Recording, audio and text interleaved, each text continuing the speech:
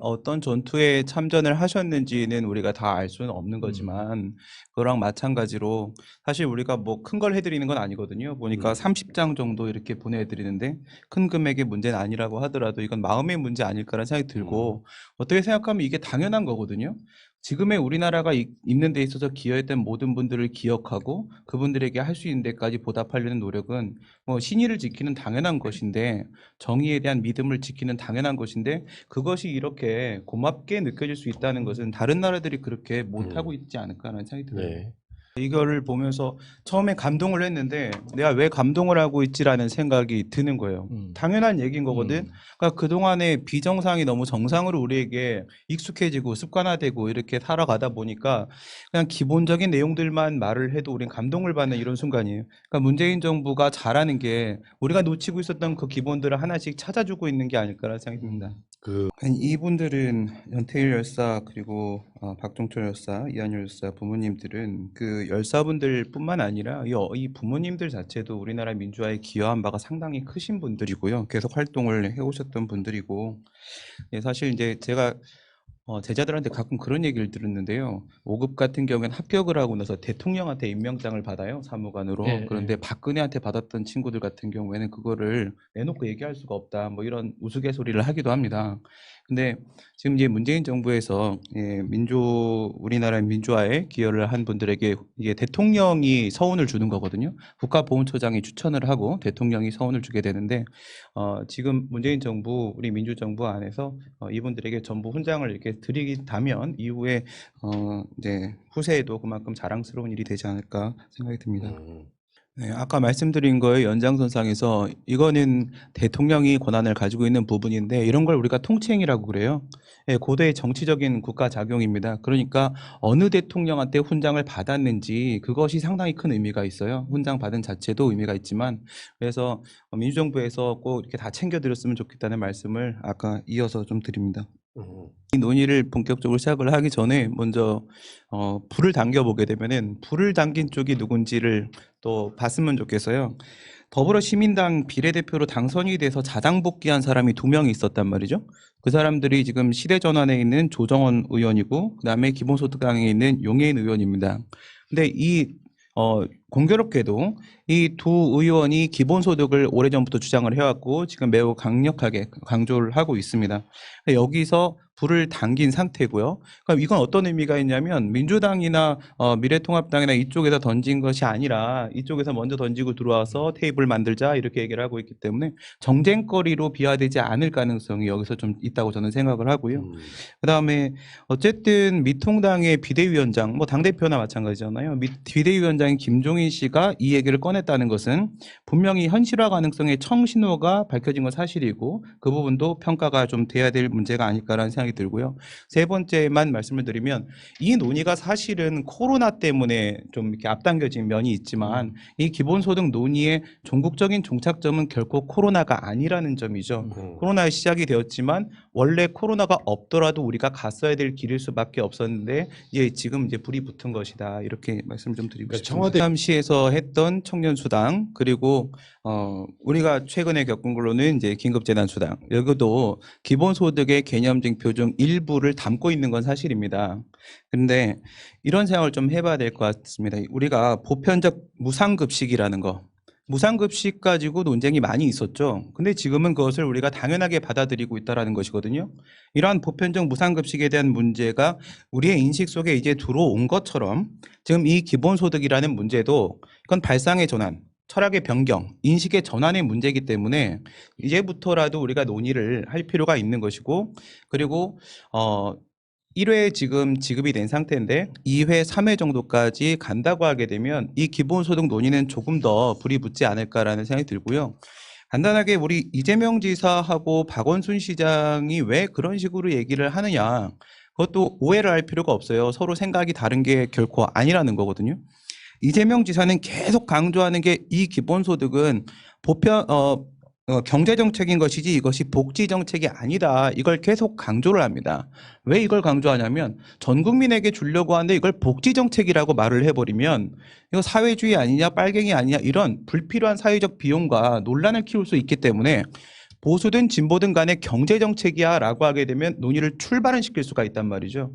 그런 의미에서 지금 이재명 지사는 계속 그런 주장을 하는 것뿐이고 박원순 시장 같은 경우에도 사실 완전한 기본소득 지난번에 우리가 완전한 기본소득과 부분 기본소득을 분리를 시켜봤는데 결국 완전한 기본소득으로 가기 전 상태에서 확대된 사회보장정책으로서 부분 기본소득 상태를 주장하고 있는 것밖에 없거든요. 지금 당장은 완전 기본소득은 불가능하다. 그러니까 이렇게 바꿔가자라는 지금 과정을 보여주는 거여서 이재명 지사와 박원순 시장의 생각이 서로 다르다고 말할 수는 없는 겁니다, 지금. 기본소득 여기에 이렇게 준다고 지급을 한다고 생각을 해보세요. 이거를 복지의 문제로 보든 경제의 문제로 보든 어쨌든 전 국민한테 돈을 주는 겁니다. 근데 이걸 할 거냐 말 거냐 얼마를 줄 거냐 이건 사실 형태의 문제일 뿐인 것이고요. 단계의 문제로 부분 기본소득이든 완전 기본소득이든 그건 단계적으로 가면 되는 거고요. 근데 지금 뭔가 빠져있는 논의가 바로 뭐냐면 이쪽에 한 축이 사라졌다는 거예요. 이게 성장입니다. 그러니까 우리가 공부를 한다고 해도 이해와 암기가 함께 병행이 돼야 되고 투쟁을 한다고 하더라도 실천과 학습이 병행이 돼야 되듯이 이 돈을 주려고 하게 되면 기본소득 제도를 가지고 오려고 하게 되면 새로운 세계에 있어서 어떤 성장 동력을 우리가 갖출 수 있는지 이 성장 변수를 같이 고려를 해야 되거든요. 이 성장 변수를 생각지 않은 상태에서 생각해 버리면 이게 현실 가능한 제도냐 뭐 이런 식의 생각을 할 수가 있어요. 근데 말씀드린 대로 이게 코로나에서 불이 붙긴 했지만 코로나가 종착점은 절대로 아닌 거고요. 이거는 4차 산업혁명 시대 때문에 그런 건데 고용 없는 성장 시대는 조만간 옵니다. 5년 안에 온다고 저는 생각을 해요. 고용이 없는 거예요, 고용이. 그러니까 이 고용, 노동이라는 것을 전제로 한 고용보험의 확대 이런 거는 얼마 못 가는 제도라는 거죠. 이제 지금의 현재 확대된 사회보장 제도를 가지고 막을 수 있는 시대는 얼마 남지 않았다. 네. 이 선별적 복지 갖고 안 되고 보편적 복지로 넘어가는 과정을 어떻게 설계할 것인가. 이 성장 동력 이거를 절대 빼놓고 생각하면 안 된다. 네. 이 제조업에서 일을 하는 노동자들 여러분 생각을 해보시면 지금 이미 몸으로 느끼고 있죠. 로봇가 들어와서 그 일자리를 전부 대체를 하고 있는 상황이고요. 일자리가 계속 줄어든다 얘기하는데 그 일자리 가지고 우리가 지금 왈가왈부할 문제가 아니거든요. 이 줄어드는 속도는 막을 수가 없어요. 네, 그리고 여러분 우리 사자 직업을 갖고 있다라고 얘기하는 세무사나 회계사 같은 직업들이요. 이것도 얼마 남지 않았어요. 몇 년 뒤에 사라질 직업들입니다. 그 컴퓨터가 다 대체할 수 있는 거거든요. 그러니까 이렇게 고용이 없는 상황이 발생을 할 수 있다는 거예요. 그러면 우리가 모든 소득은 노동으로부터만 나와야 된다. 노동은 정말로 뭐 소중한 것이다. 이렇게 하면은 그럼 소득이란 걸 결코 보장할 수 없는 순간이 온다는 거죠. 근데 그거는 민주주의에 몸을 담근 숙명인 것 같고요. 피하기 힘든 문제인 것 같고요. 어쨌든 솔직하게 이야기를 한 부분에 대해서 저는 정말 감사하고 이것도 또 새로운 패러다임이다라고 생각을 해요. 국회의원이 이런 말을 하면 안 되는가? 해도 되지. 그러니까 이런 얘기를 했어요. 그때 그렇게 나오고 나서 벌써 직업을 4번째 바꾸고 있다. 한 번 바꿀 때마다 후회는 없었지만 한 번 팔을 잘랐고 한 번 다리를 잘랐고 한 번 눈을 팠다. 그렇지만 사람이기 때문에 아무리 잘려나간 팔이라고 하더라도 다쳤던 상처가 비가 오면 시간이 지나면 다시 아플 수 있어요. 통증이 올 수 있고요. 예, 다만 그것이 이제 선거 때까지 잘 견뎌준 게 너무나 고마운 것이고 예, 선거 때 그 상처를 사람들이 계속 쑤셨을 거 아니겠습니까? 그 쑤셔진 상처가 지금 이제 나온 거니까 큰일 하실 분이니까 우선 치료에만 집중을 해주셨으면 좋겠습니다. 네. 와, 그런 얘기 하니까는 좀 이해가 되네요. 그러니까 제가 허리에 디스크가 아주 조금 있는데 왜 이렇게 통증을 많이 느끼냐고 꾀병이라고 군대에서 그런 얘기를 많이 들었어요. 근데 군병원에 가서 되게 좋은 의사를 만나서 이야기를 듣고 나서 알았죠. 방사선학적으로 발견이 되지 않을 수 있다. 충분히 신경학적으로 고통을 받는 사람이 있다. 그러니까 보이지 않는데 아픔이라는 것이 존재할 수 있다는 얘기를 그때 들었거든요. 근데 이 문제를 보고 곽상도가 이상한 말을 했죠. 뭐 민주당 뭐 책임져라, 뭐 결국 윤미향이 책임져야 될 것을 엉뚱한 사람이 책임을 졌구나, 뭐 이런 식으로 얘기를 하는데 먼저 사람이 이런 상황을 보면 생을 달리한 사람에 대해서 먼저 당연히 그 인사를 하는 게 맞는 거고요. 근데 이 사람 태스크포스 위원장이잖아요. 위안부 피해자 진상규명 곽상도. 그렇다면 무슨 얘기를 해야 되겠어요? 지금 보살펴 줄 수 없는, 있는 사람이 없는 길원옥 할머니신가요? 그 할머니는 이제 누가 보살펴야 되나?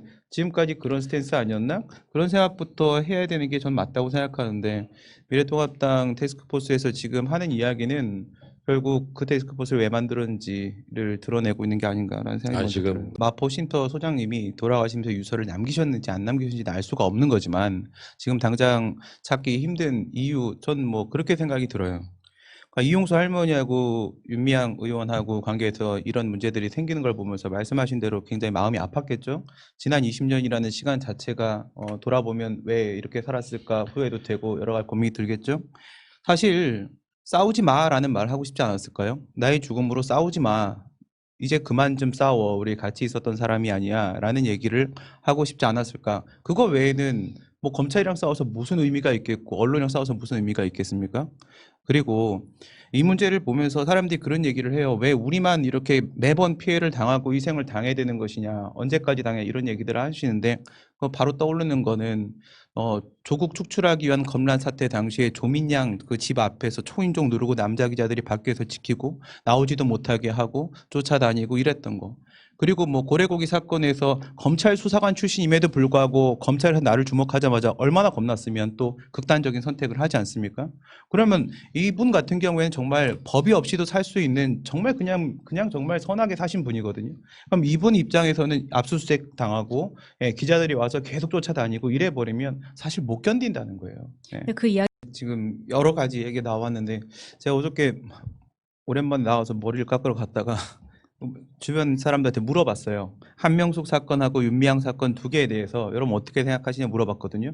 근데 한명숙 사건에 대해서는 되게 쉽게 받아들이더라고요. 죄인이 말한 걸 믿을 수 있냐라는 프레임에 대해서 그 유죄 판결도 죄인의 증언에 따른 것이었습니다. 어떻게 생각하십니까? 그럼 다시 생각해야죠. 간단했어요. 근데 윤미향 사건에 대해서는 내가 오랫동안 설명을 해도 해결이 안 되는 거예요. 그게 이미 뉴스에서 너무 많이 쏟아져 나왔고 마치 우리가 조국 범람에서 봤던 것 같은 그런 상황인 거예요.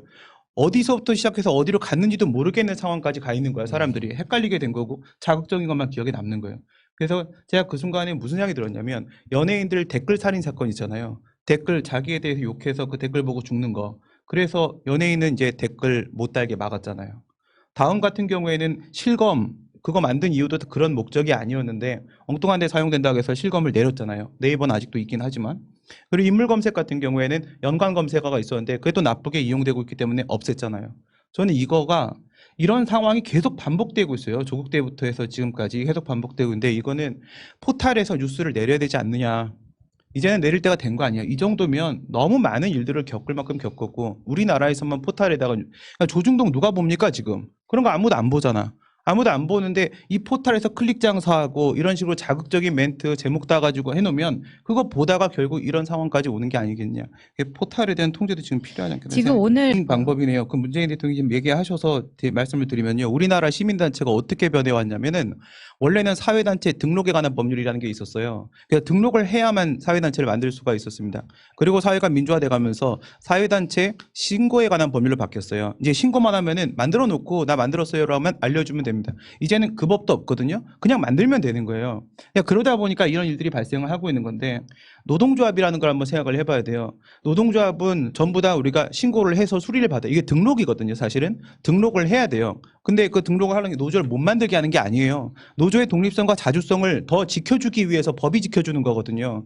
이렇게까지 상황이 계속 이렇게 되고 있다면은 사회단체 등록에 관한 법률 다시 부활시킬 필요도 있다는 거죠. 대신에 국가가 그만큼 사회단체의 정당한 목적을 위해서 보호를 해주고 제대로 운영될 수 있게 도와주면 되지 않겠냐. 지금 말씀을 드린 예. 건데 지금 이게 시민단체들이 회계의 전문성을 가질 수가 없어요. 얼마부터 얼마까지 받고 어떻게 운영해야 되는지 다 알 수가 없고 그것 때문에 만든 게 아니잖아요.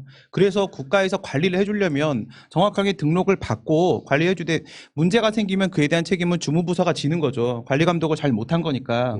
네.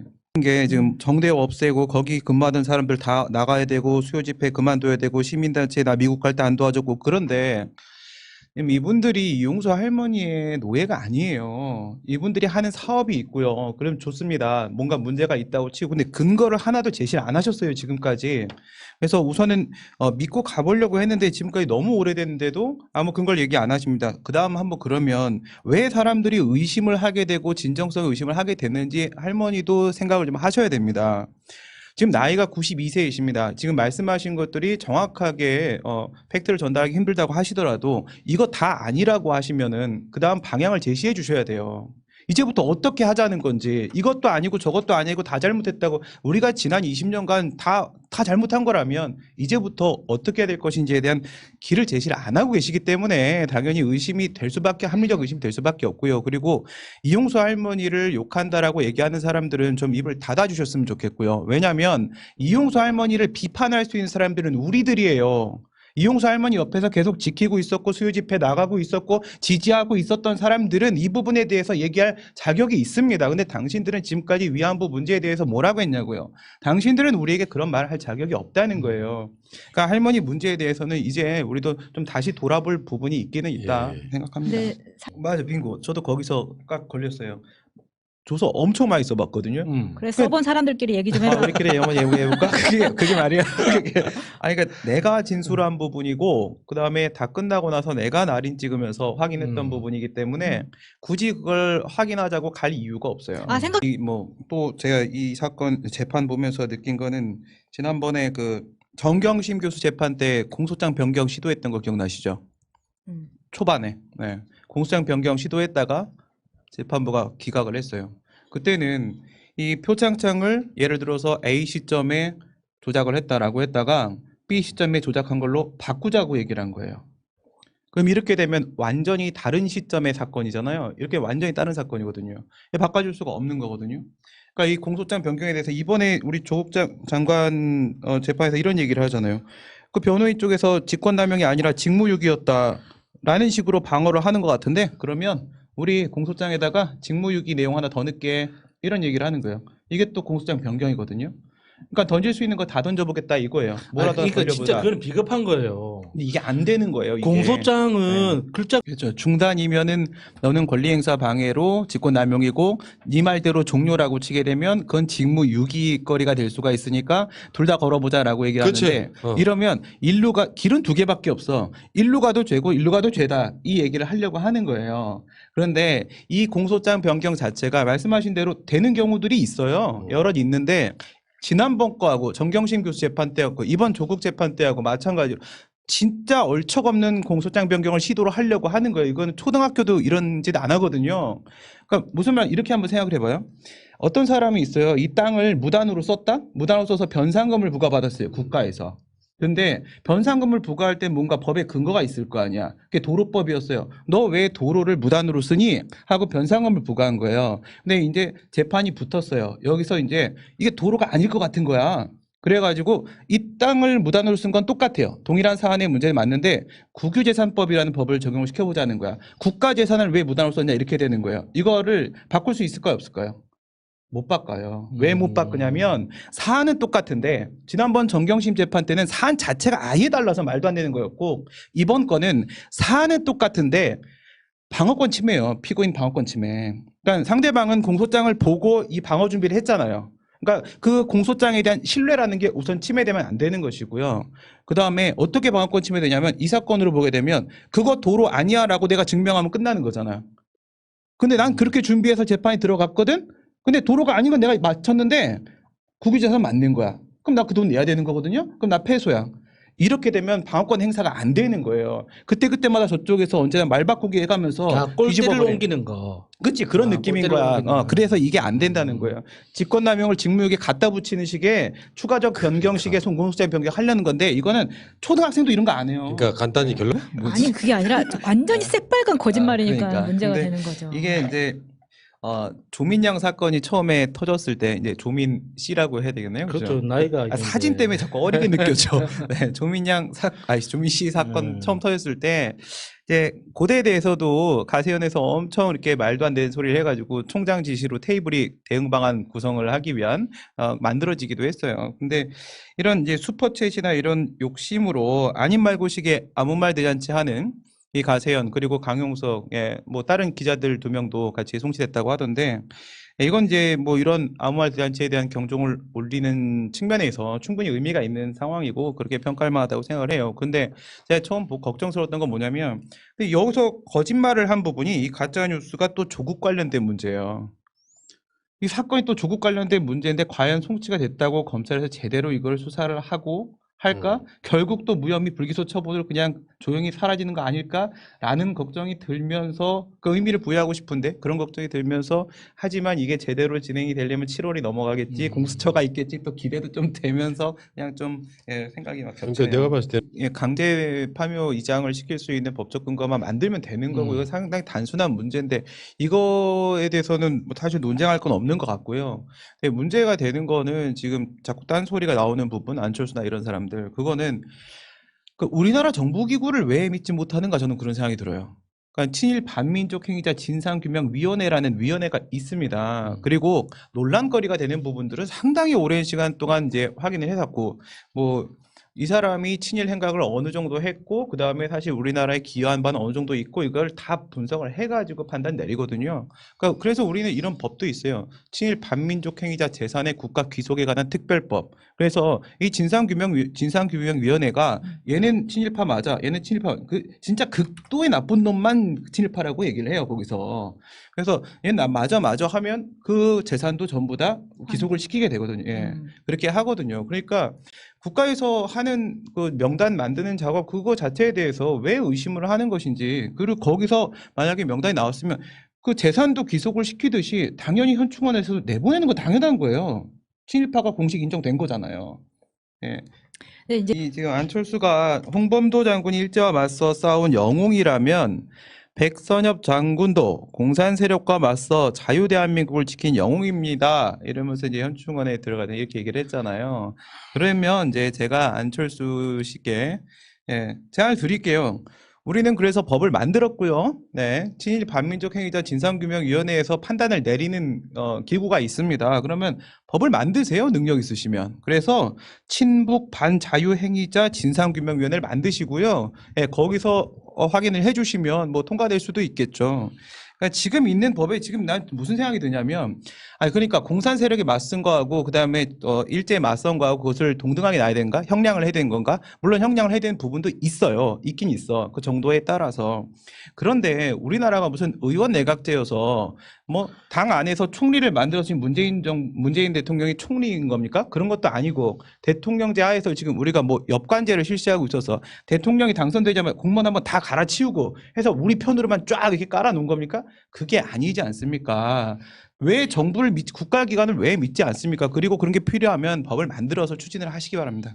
대부분이 우리나라 땅에 떨어지는데 이걸 놓고 뭐 북한 편 아니냐, 정부가 아니냐, 뭐 이런 식으로 얘기할 수, 왜 굳이 그런 법을 지금 막 이런 얘기를 하는데, 이거는요, 이미 내용이 있는 거예요. 4.17 그 판문점 선언에 있는 거고요. 그게 지금 확성기 방송 안 하기로 한 거는 군대에서 하는 거니까, 여기서 우리가 중단을 했고요. 서로 중단을 했고, 전단 살포도 하지 않기로 돼 있단 말이에요, 선언에. 근데 그 전단 살포가 이루어진 거야. 그럼 왜 선언이 이행되고 있지 않냐라고 저쪽에서 문제 제기할 수 있는 건 당연한 거고. 근데 걔네들이 지금 조금 예민해. 왜? 그 하노이 회담 작년 초반이잖아요. 2월달 그때 깨지고 나서 결렬되고 나서 우리 자력 갱생하겠다 이렇게 선언하고 1년 갔는데 지금 코로나 때문에 북한의 공장이 안 돌아가고 있어요. 자력 갱생하겠다고 했는데 이런 상황에서 상당히 예민해요. 예민한 상황인데 이행도 안 해 갑자기. 이래버리면 누구라도 이런 반응할 수 있는 거고, 근데 사실 이 법을 만드는 거, 살포금지법 만드는 것도 중요하지만은 2000년도 6.15 공동선언 그것도 비준 안 돼 있어요 지금. 그러네. 네, 아무것도 안 돼 있기 때문에. 20년 지났는데. 네, 쟤네들이 다 반대해가지고 지금 아무것도 법률적 구속력이 없어가지고. 그러니까 이명박 때 박근혜 때 갑자기 후퇴하고 역행하고 이런 게 아무것도 영구적 구속력이 없어요. 지금 당장 그동안에 남북 간에 맺었던 모든 조약들 다 법적 구속력 갖추고 하나씩 같이 이행해 가고 하면 그렇죠. 간단한 문제예요. 네, 우리가